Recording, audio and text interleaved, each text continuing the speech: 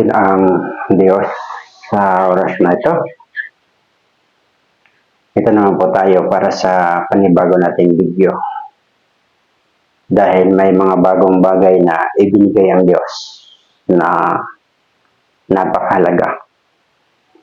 Ito ay related sa rapture sapagkat habang papalapit ang rapture, ang Diyos naman ay naghahayag ng mga katotohanan kung paano masiguro na alam ng Diyos na dapat malaman ng kanyang bayan. So, napakahalaga na ating matunghayan ang video na to dahil ito yung magdadala sa atin. Ito yung palatandaan na tayo ay pinili ng Diyos. Pinipili ng Diyos upang mapasama. Isang pribilehiyo sa tao ang matupad ang sinabi ng ating Panginoong Hesus na sabi, may ilan dito na hindi makaranas ng kamatayan hanggang sa makita nila ang kaharian ng Diyos. So, ito yung pinakamahalagang katotohanan. At sa araw-araw ng ating buhay, ang Diyos ay araw-araw rin siyang nangungusap. Ang Holy Spirit na magpapahayag sa mga bagay ng ating Panginoon sa Kristo ay araw-araw rin siyang nangungusap. Dinadala niya sa tao ang kanyang salita. Dinadala ng Holy Spirit ang plano at layunin ng Ama sa buhay ng tao. Kaya dito sa video ito, aking babasahin sa inyo ang salita ng Diyos dito sa John chapter 1 verse 45. Ang sabi, nasumpungan ni Felipe si Nathanael at sinabi sa kaniya, nasumpungan namin yung isinulat ni Moses sa kautusan at gayon din ng mga propeta, si Jesus na taga Nazaret ang anak ni Jose. At sinabi sa kanya ni Nathanael, mangyayari bagang lumitaw ang anumang magaling na bagay sa Nazaret? Sinabi sa kanya ni Felipe, pumarito ka at tingnan mo. Nakita ni Jesus si Nathanael na lumalapit sa kanya at sinabi ang tungkol sa kanya, narito ang isang tunay na Israelita na sa kanya ay walang daya. Sinabi sa kanya ni Nathanael, saan mo ako nakilala? Si Jesus ay sumagot at sinabi sa kanya, bago ka tinawag ni Felipe, nang ikaw ay nasa ilalim ng puno ng igos, ay nakita kita. Sumagot si Nathanael sa kanya, sinabi, Rabbi, ikaw ang anak ng Diyos, ikaw ang hari ng Israel. Verse 50, si Jesus ay sumagot at sinabi sa kanya, dahil baga sa sinabi ko sa iyo, kita'y nakita sa ilalim ng puno ng igos, kaya ka sumampalataya. Makikita mo ang mga bagay na lalong dakila kaysa rito. At sinabi niya sa kaniya, katotohanang sinasabi ko sa iyo, makikita ninyong bukas ang langit. At ang mga anghel ng Diyos ay nagmamanhik manaog sa ulunan ng anak ng tao. So dito, kung ating titingnan, si Nathanael ay pinakilala ni Felipe sa Panginoong Hesus. At itong si Nathanael ay observer siya sa lugar na kung saan may nagaganap na spiritual na mga pangyayari. At para sa kanya ay walang mayroong maganda sa lugar na yon na itinuturo ni Felipe. Nung sabi ni Felipe, halika, sumama ka. Paparating si Felipe kasama si Nathanael, nakita ng Panginoon sa Kristo. So, naroon yung introduction ng Panginoon Hesus kung paano niya inihayag yung tunay na pagkatao mula sa kalooban hanggang sa panlabas na pagkatao ni Nathanael. Sabi niya, narito ang isang Israelita. Tunay na Israelita na sa kanya ay walang daya. At palibhasa, alam niya na siya namumuhay sa ganun, nagtaka siya. Paano, sabi niya, paano mo ako nakilala? So, mula-mula pa, hindi pa niya nakita ang Panginoon. Yung pala yung una nilang pagtatagpo. So dito, pinapakita na ang Panginoon Sus ay nakakaalam. Nakikita niya ang mga bagay. Ang bagay. Kaya sabi nga, hindi na kailangan na mayroon pang magpatotoo sa kanya sapagkat nakikita niya kung ano ang sa tao. At nung sinabi ni Jesus na bago ka pa tinawag ni Felipe, nakita kita sa puno ng igos, mas lalong lumawak yung spiritual na pangunawa kung sino yung kaharap niya. Sino yung nagsasalita sa kanya para kay Nathanael. Unang sinabi ng Panginoon sa Kristo, narito ang siyang tunay na Israelita na sa kanya walang daya. Namangha kagad ang spirito at pangunawa, puso ni Nathanael.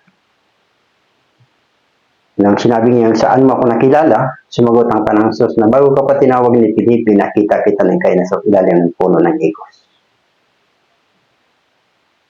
Nung narinig uli ito ni Nathanael, sinabi niya, Rabbi,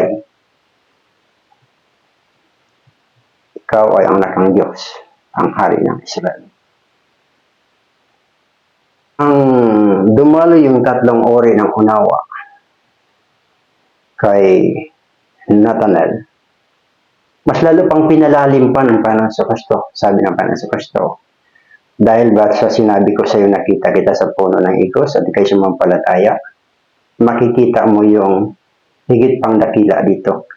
Yung bagay na pinakamahalaga, yung pag-akyat ng anghel at ang pagpanaw. Rapture and second coming.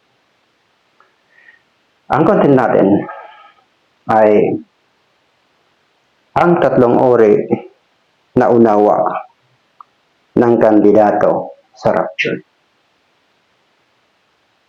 Ito ay pinakita na kailangan taglay natin yung 3 unawa na ibinigay ng Diyos kay Nathanael. Required ito as personal experience sa Panginoong Hesus. So without raw experience, hindi magiging malalim ang pagkakilala ng isang tao kung sino si Jesus. Kaya napakalaga na natin sa Diyos. Tayo bilang hintel,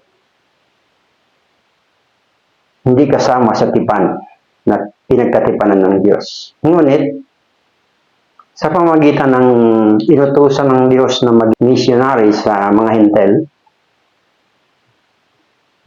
si Pablo,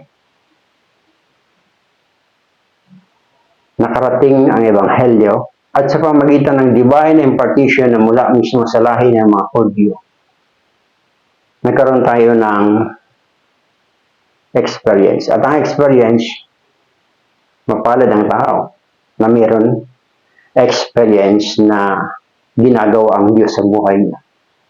Sapagkat ito yung magpapatunay na hindi ka kayang dayain ng kahit sino man.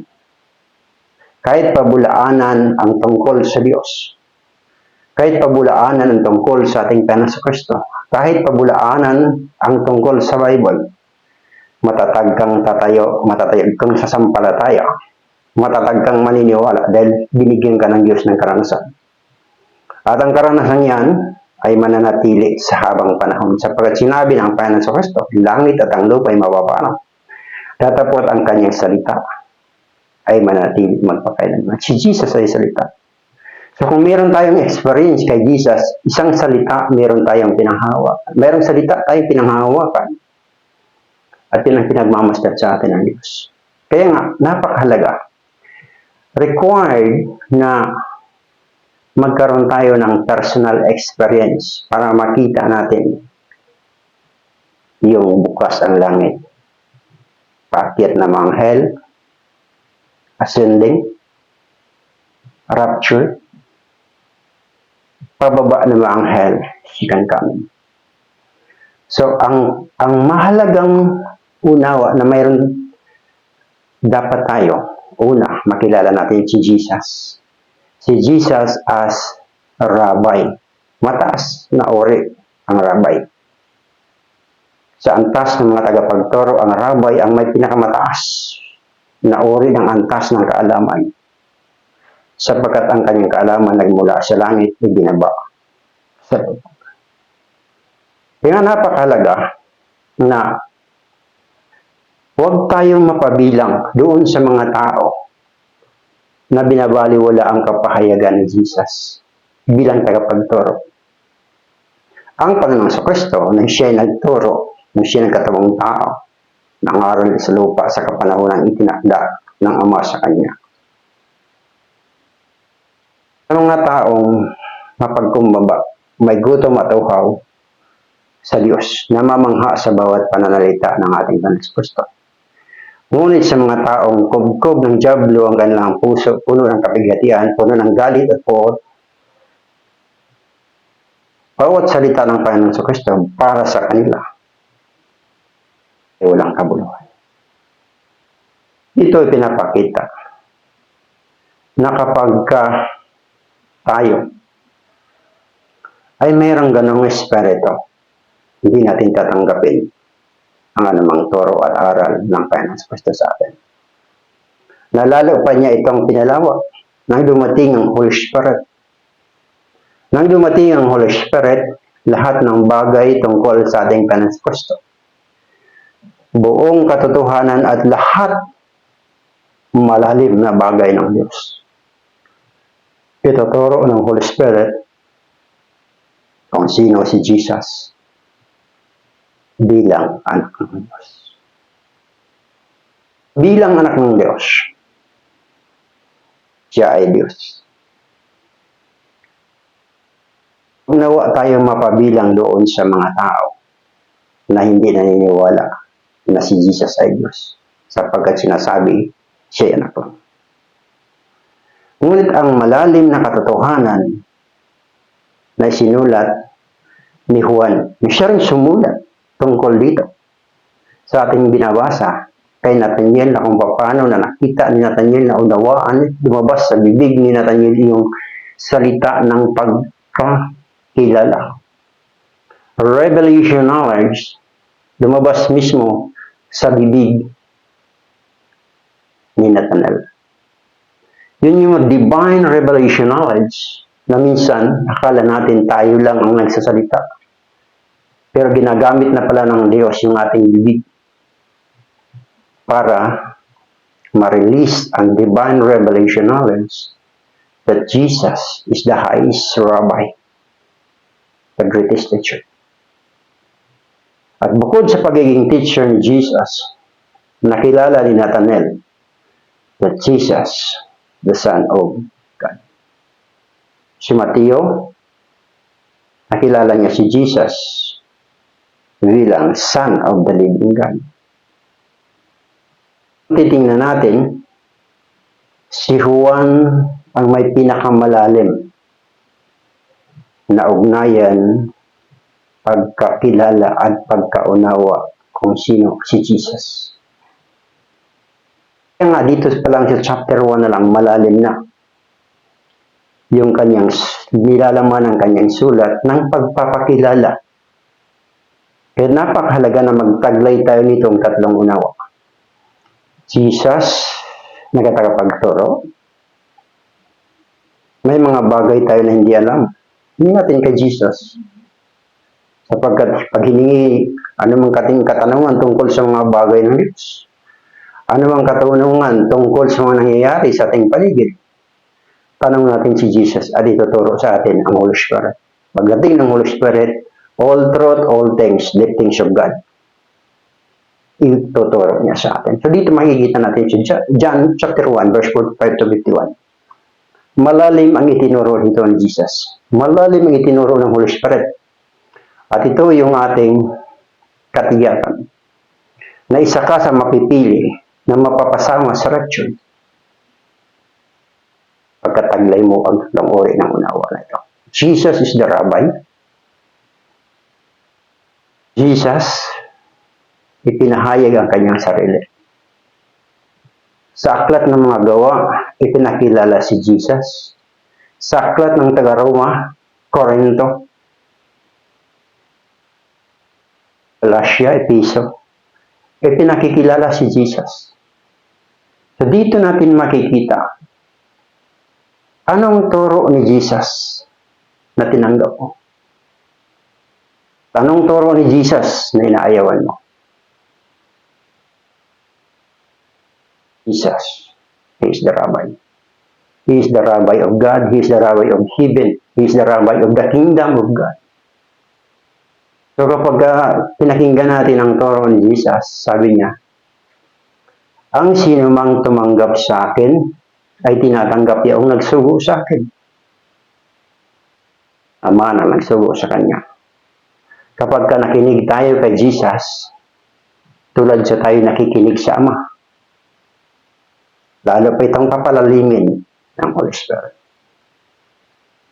Sapagkat sabi ng Panginoon sa Kristo, sa pagdating ng Holy Spirit, ituturo niya sa inyo ang lahat ng bagay, buong katotohanan, malalim na mga bagay ng Diyos. So, ang malalim na mga bagay ng Diyos tungkol sa Ama ay hindi natin makikita, hindi natin malalaman kung wala ang anak ng Diyos. Sapagkat ang anak ng Diyos, siya ang nagpakilala sa Ama.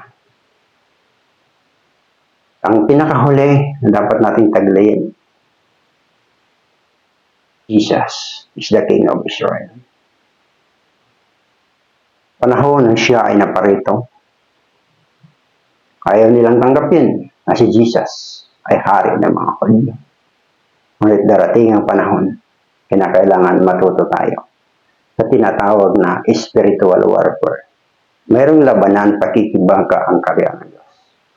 At ito ang pagkikibaka, laban sa kasamaan.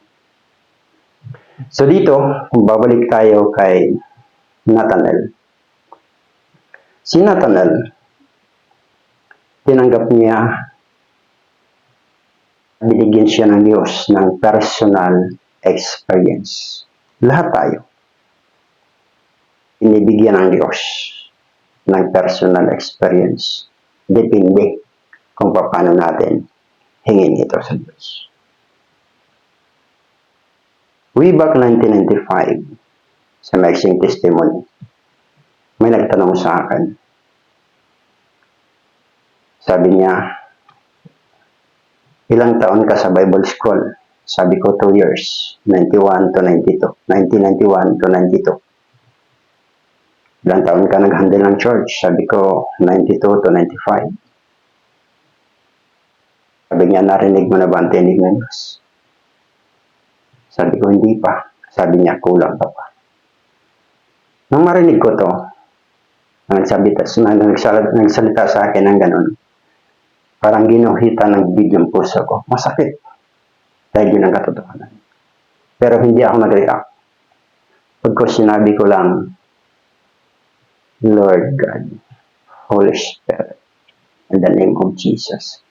Kung totoo ang sinasabi ng taong ito, paranasin mo ako. Months, araw, gabi kong hinihintay. Pagka ako lumalapit sa presensya ng Diyos, hiningi ko yung karanasan na maranasan ko na marinig ang tinig ng Diyos. 3 buwan kong hintay hanggang sa ibigay ng Diyos sa akin ang karanasan. Doon ko napatunayan, doon ko nalaman na ang Diyos ay hindi lang sa titik. Ang Diyos ay hindi nakakulong sa 4 na kanto ng Biblia. Ang Diyos ay buhay, makapangyarihan. Napakahalaga na taglayin natin ito. Dahil ito ang susi. Yung 3 uri ng unawa na mayroon dapat ang kandidato sa rapture. Mapili ka, mapasama sa rapture, na sinasabi ni Jesus. Dahil hindi basta sinabi ni Jesus kay Nathaniel yung tungkol sa open heaven. Ascending rapture, ascending second coming. Hindi ito sinabi ni Jesus kung walang naunawaan si Nathaniel. Bago naunawaan ni Nathaniel, mayroong rapture, ascending and second coming, nakilala niya muna si Jesus. So bago natin hangarin na mapasama sa rapture, hangarin muna natin makilala si Jesus. Sapagkat kung makilala natin si Jesus, doon lang ang katiyakan. Jesus is the rabbi, tagapagturo. Anumang itinuro ni Jesus ay katotohanan. At anumang itinuro tungkol kay Jesus, ang Holy Spirit ang nagtuturo nito sa pamamagitan ng bibig ng mga disciple na ginamit sa kasalukuyan. Jesus is the rabbi. Jesus is the Son of God. Jesus, the King of Israel. Kapag mayroon tayong unawa nito, makakaasa ka. Sapagkat hindi ibinigay ni Jesus yung revelation about open heaven kung hindi muna nagkaroon ng breakthrough of personal, divine, revelationalized experience si Nathaniel. So ang layunin natin ngayon ay binubuksan ng Diyos sa atin. At ang dalangin ko, Lord, na bigyan mo ng divine revelation knowledge ang makapunood ng video na ito na mayroong puso na nagnanais na mapili mo na mapasama sa rapture. Thank ka, Panginoon. Lord Jesus, thank you for this great revelation. Thank you, Holy Spirit, for the deep things of God. All truth. All things, deep things of God. Sa'yo, Ama, ang papuri. Salamat sa pagkakataon na binigay mo. Pagpalain mo, Diyos, ang bawat siya ng mga panood ng video ito. Sa'yo, ang papuri. Salamat sa pangalan ng Panginoon Jesus.